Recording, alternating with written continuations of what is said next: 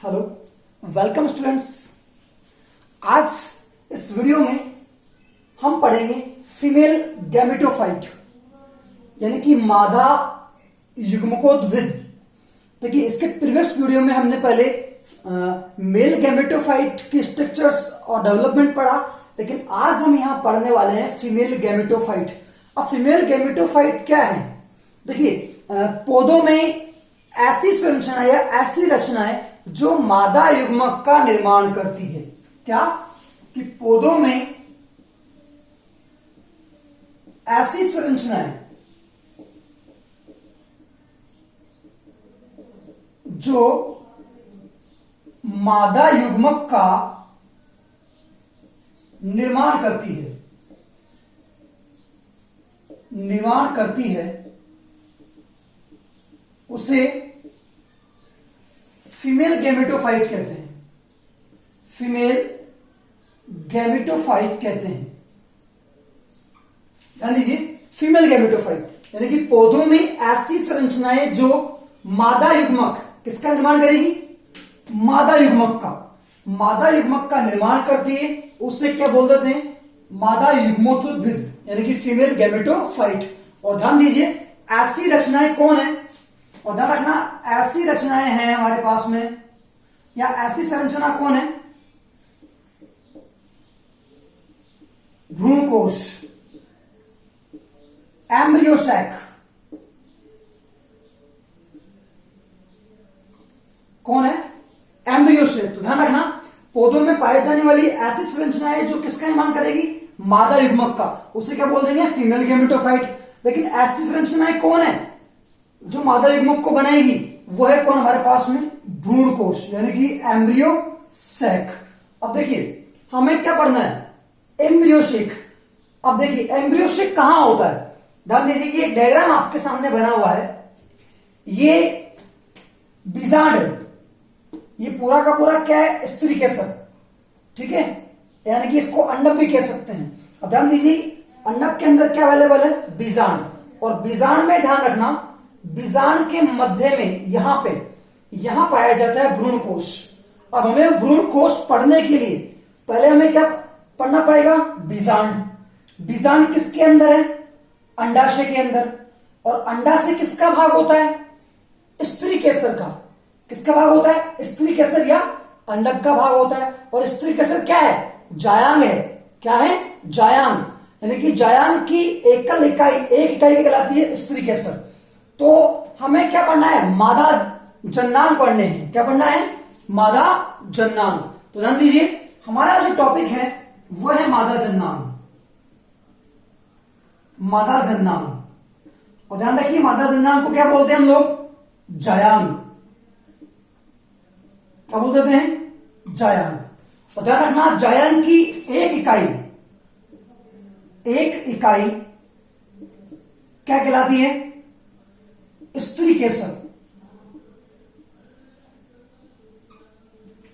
ठीक है, तो हम पढ़ रहे हैं मादा जन्नांग, और मादा जन्नांग को क्या बोलते हैं? जायांग। और जायांग की एक इकाई कहलाती है स्त्री केसर। अब हमें क्या चीज पढ़नी है?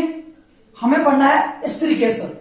तो स्त्री केसर, ध्यान रखना, स्त्री केसर को हम लोग अंडक भी कहते हैं। क्या बोल देते हैं? अंडक। और एक और नाम से जानते हैं इसको, गुरु बीजाणुपर्ण।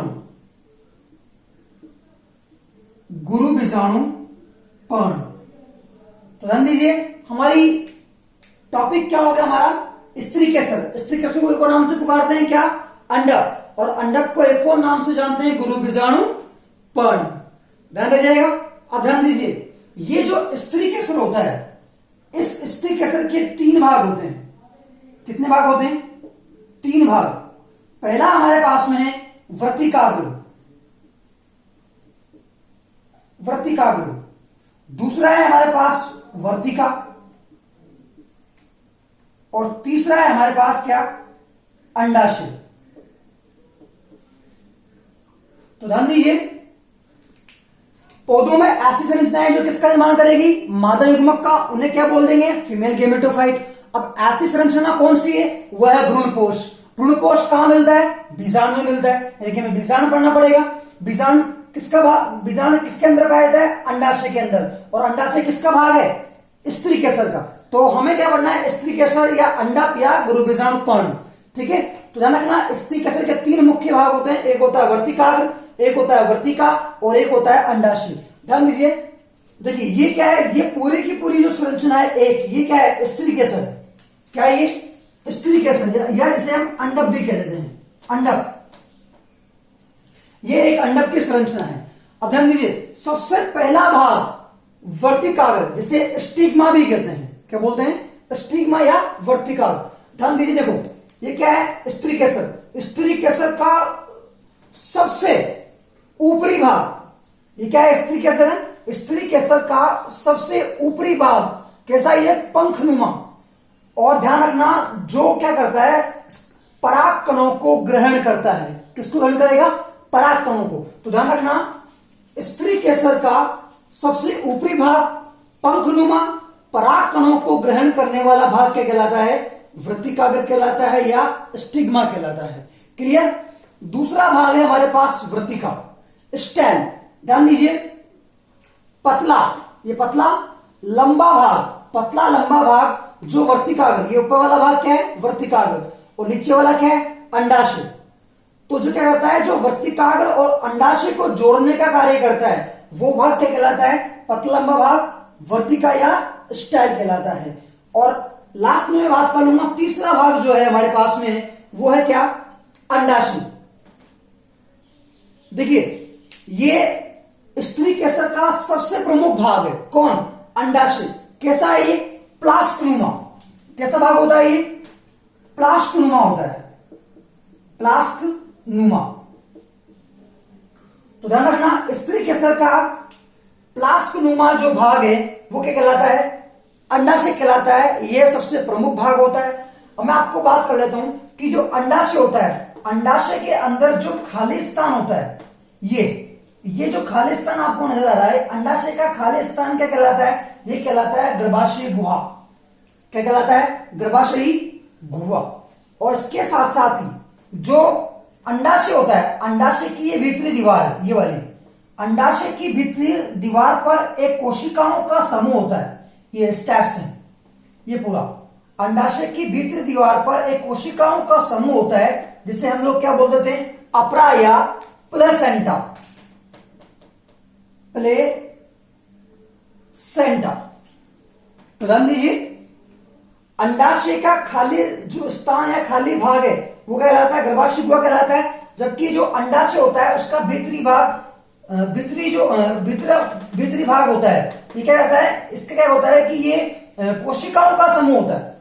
किसका समूह होता है, कोशिकाओं का। या हम कह सकते हैं कि अंडाशय की जो भीतरी दीवार होती है, ये वाली, इस पर कोशिकाओं का समूह पाया जाता है, जिसे हम लोग अपरा या प्लेसेंटा कह देते हैं, ठीक है। और इस अंडाशय का जो प्रमुख भाग है, ये अंडाशय है, अंडाशय का प्रमुख भाग कौन होता है, ये होता है बीजांड, ये ओव्यूल बीजांड होता है। और बीजांड क्या करता है, बीजांड व्रंथ की सहायता से, ये आपको नजर आ रहा है यहां पे, बीजांड व्रंथ की सहायता से किससे जुड़ा होता है, अपरा से जुड़ा होता है। तो ये ध्यान दीजिए, 3 भाग है हमारे पास स्त्री केसर के। स्त्री केसर में पहला भाग वर्तिकाग्र है, सबसे ऊपरी भाग जो पंखनुमा होता है और पराग कणों को ग्रहण करने का कार्य करता है, पॉलन ग्रेन को। दूसरा भाग है पतला लंबा भाग होता है, जो वर्तिकाग्र और अंडाशय को जोड़ने का कार्य करता है। और तीसरा सबसे महत्वपूर्ण भाग होता है जो प्लास्कनुमा होता है, उसे क्या बोल देते हैं, अंडाशय बोल देते हैं। अंडाशय में खाली स्थान जो होता है उसे क्या बोल देते हैं, खाली स्थान जो पाया जाता है उसे बोल देते हैं गर्भाशयी गुहा बोल देते हैं। और अंडाशय की भीतरी दीवार जो होती है वहां पर सेल्स का समूह पाया जाता है, जिसे कह देते हैं अपरा या प्लेसेंटा कह देते हैं। और इस अंडाशय का सबसे प्रमुख भाग होता है कौन, बीजांड या ओव्यूल होता है। जो बीजांड जो होता है, बीजांड व्रंथ के द्वारा किससे जुड़ा होता है, अपरा से जुड़ा होता है। तो ये फीमेल गैमेटोफाइट हम लोग पढ़ रहे हैं। यहां पर हमने स्त्री कैसे पढ़ा, अब हमें पढ़ना क्या है, भ्रूणकोश। और भ्रूणकोश किसके अंदर पाया जाता है, बीजांड के अंदर। तो हम यहां पर अब किसकी संरचना का अध्ययन करेंगे, बीजांड की संरचना का हम यहां पर अध्ययन करेंगे। तो ये है हमारे पास बीजांड की संरचना, प्रत्येक बीजांड की संरचना। देखिए बीजांड, मैंने आपसे कहा था कि जो बीजांड होता है मैंने आपको पढ़ाया था भी कि बीजांड जो है किसमें पाया जाता है, बीजांड पाया जाता है अंडाशय में। स्टेप से मैंने आपको बताया था अभी, ये यहां पे, तो ये यहां पर क्या होता है, बीजांड होता है। तो बीजांड किसके अंदर है, ये क्या है, अंडाशय। तो ध्यान दीजिए हम क्या पढ़ रहे हैं, बीजांड। और बीजांड किसके अंदर पाया जाता है, बीजांड पाया जाता है किसके अंदर, अंडाशय के अंदर। तो हम जो पढ़ रहे हैं वो पढ़ रहे हैं यहां पर क्या, बीजांड, यानी कि ओव्यूल। ओव्यूल हम यहां पढ़ रहे हैं बीजांड, जिसे हम लोग मेगा स्पोरेंजियम भी कहते हैं, यानी कि गुरु बीजाणुधानी, गुरु बीजाणुधानी। तो हम यहां पर पढ़ रहे हैं ओव्यूल यानी कि बीजांड, जिसे हम लोग क्या बोलते थे, मेगा स्पोरेंजियम भी कह देते हैं। अब ध्यान दीजिए, अब ये जो बीजांड है ये किसके अंदर पाया जाएगा, ये बीजांड पाया जाएगा किसके अंदर, अंडाशय के अंदर। अब ध्यान दीजिए अंडाशय के अंदर क्या पाया जा रहा है, बीजांड पाया जा रहा है। अब ध्यान दीजिए कि अब जरूरी नहीं है कि एक अंडाशय के अंदर एक ही बीजांड हो। जैसे कि मान लीजिए ये एक अंडाशय है, अब इस अंडाशय के अंदर एक बीजांड है, ये दो, एक से अधिक भी हो सकते हैं। यदि एक से अधिक बीजांड उपस्थित हैं तो जो बीजांड जो होते हैं, बीजांडों की जो व्यवस्था होती है वो कहलाती है बीजांडन्यास, यानी कि प्लेसेंटेशन। क्या कहलाती है वो, बीजांडन्यास। मैंने आपको बताया कि एक अंडाशय के अंदर जरूरी नहीं है कि एक ही बीजांड उपस्थित हो, एक से अधिक बीजांड उपस्थित हो सकते हैं, और उन बीजांडों की जो व्यवस्था होती है वो कहलाती है बीजांडन्यास या प्लेसेंटेशन। ठीक है, अब ध्यान दीजिए यहां पर आप, बीजांड जो है ओव्यूल, ये जो ओव्यूल है ये एक गोलाकार श्वेत रंग की संरचना है। कैसी है, एक गोलाकार श्वेत रंग की, आपको दिखाई दे रहा होगा ओव्यूल एक गोलाकार श्वेत रंग की क्या है, संरचना है। अब ध्यान दीजिए जो ओव्यूल है, इस ओव्यूल के अंदर यहां मैंने कई सारे इसके भागों को नामांकित कर रखा है और हम एक एक भाग को यहां से पढ़ते हुए चलेंगे।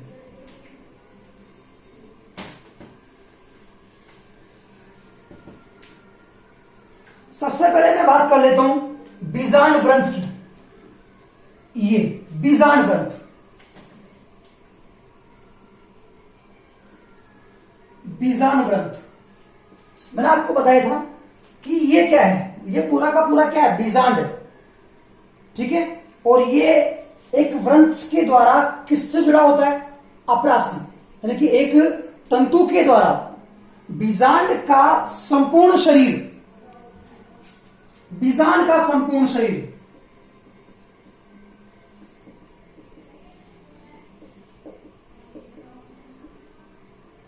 किससे जुड़ा हुआ है, एक तंतु के द्वारा किससे जुड़ा होता है, अपरास से, और उसे हम लोग क्या बोलते थे, बीजांड ग्रंथ। ध्यान रह जाएगा कि बीजांड जो होता है एक व्रंतनुमा संरचना से किससे जुड़ा होता है, अपरास से जुड़ा होता है, और उसे हम लोग क्या बोलते थे, बीजांड ग्रंथ कह देते हैं। ये यहां पर आपको ये संरचना नजर आई होगी, ये वाली, ये क्या है, ये बीजांड ग्रंथ है। ये नीचे किससे जुड़ा हुआ है, अपरास से जुड़ा हुआ है, तो ये क्या कहलाएगा, बीजांड ग्रंथ। आगे मैं बात कर लेता हूं कि अब आपको पता है कि ये बीजांड ग्रंथ जो है ये अपरास से जुड़ा हुआ है, स्टैफ से। ये देख लेते हैं हम लोग यहां पे,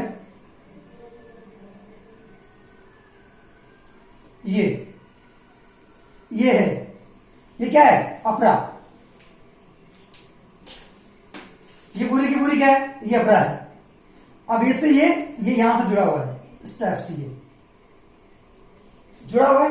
अब ध्यान दीजिए कि अपरा पोषण देने का कार्य करती है, और अपरा पोषण देने का कार्य करती है, तो पोषण को इस बीजांड के अंदर ले जाने के लिए यहां पर क्या होता है, वैस्कुलर टिश्यू होते हैं जो क्या करते हैं, बिल्कुल व्रंथ के साथ ही जुड़े होते हैं, और उन वैस्कुलर टिश्यू बोल दो या उनको बोल दो वैस्कुलर स्टैंड, संवहन रज्जु, तो ये संवहन रज्जु क्या करते हैं, ये जो आपका बीजाणु व्रंत होता है, इस बीजाणु व्रंत से लेकर ये आप एक भाग आपको नजर आ रहा है नाभिका, जिसे हम लोग बोलते हैं हाइलम। तो नाभिका तक क्या होता है कि अपरा से पोषण को ग्रहण करके बीजाणु में पहुंचाने के लिए कौन पाए जाते हैं, वैस्कुलर टिश्यू, या हम बोल सकते हैं वैस्कुलर स्टेंट पाए जाते हैं, संवहन रज्जु पाए जाते हैं, जो पोषक पदार्थों को कहां लेके जाते हैं, ऊपर की ओर। और आगे मैं बात करूं तो ये जो यहां पर ये हाइलम है, अब हाइलम क्या है इसको देख लीजिए आप, यानी कि नाभिका क्या है, हाइलम। हाइलम, अब देखिए नाभिका क्या है, ये क्या है, ये क्या है पूरा बीजांड, और ये क्या है बीजांड ग्रंथ, यानी कि बीजांड ये जो है, और ये क्या है बीजांड ग्रंथ। जिस बिंदु पर या जिस स्थान पर जुड़ रहे हैं, तो कोई यहां पर जुड़ रहे हैं, ये पूरा का पूरा बीजांड इस व्रंत से कहां जुड़ रहा है, यहां पे, तो ये क्या कहलाएगा, नाभिका कहलाएगा। यानी कि बीजांड जो होता है, बीजांड व्रंत से जिस बिंदु पर या जिस स्थान पर जुड़ता है उसे नाभिका या हाइलम कह देते हैं।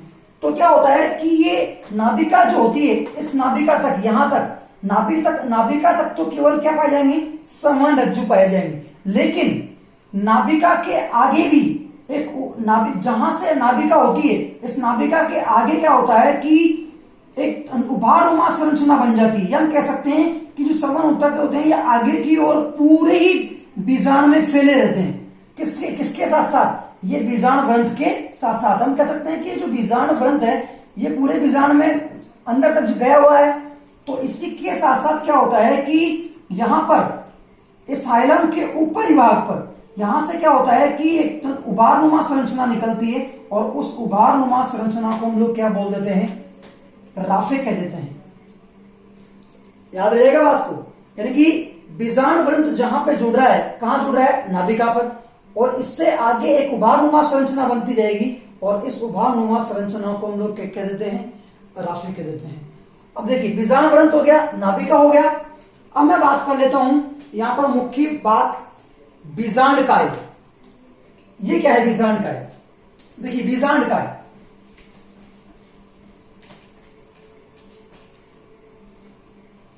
बीजांड काय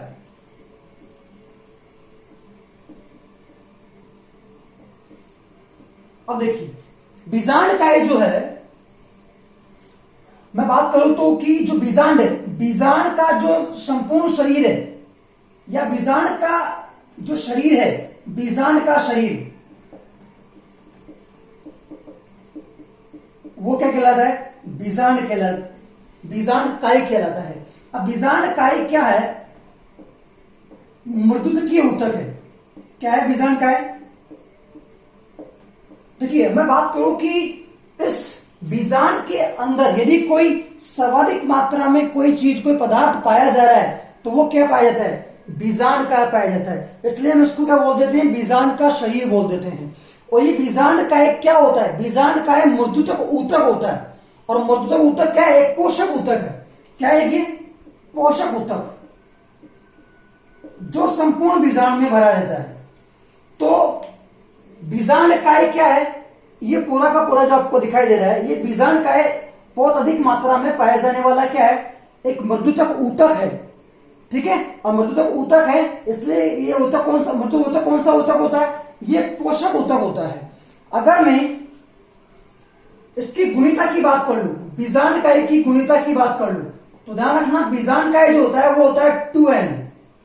कैसा होता है, द्विगुणित, यानी कि इसकी जो प्रत्येक सेल होती है वो कैसी होती है, द्विगुणित होती है। किसकी, बीजांड काय की। तो बीजांड काय ध्यान रखना, बीजांड का जो शरीर होता है वो क्या कहलाता है, बीजांड काय कहलाता है। जो बीजांड के अंदर सर्वाधिक मात्रा के अंदर, या हम कह सकते हैं बहुत अधिक मात्रा में यह पाया जाता है। अब ध्यान रखना, बीजांड काय जो होता है, यानी कि मृदुतकीय मात्रा के आधार पर, बीजांड काय जो होता है वो मात्रा के आधार पर बेटा दो प्रकार का होता है। कितने प्रकार का होता है, दो प्रकार का। नंबर एक होता है हमारे पास में स्थूल बीजांड काय, स्थूल बीजांड काय, और दूसरा है हमारे पास तनु बीजांड काय। तो याद रखना मात्रा के आधार पर बीजांड काय जो है ये कितने प्रकार का है? 2 प्रकार का, स्थूल बीजांड काय और तनु बीजांड काय। ध्यान रखना जिसके अंदर बीजांड काय की मात्रा क्या होती है? ज्यादा होती है, वो कहलाता है स्थूल बीजांड काय। और जिसके अंदर बीजांड काय की मात्रा क्या होती है?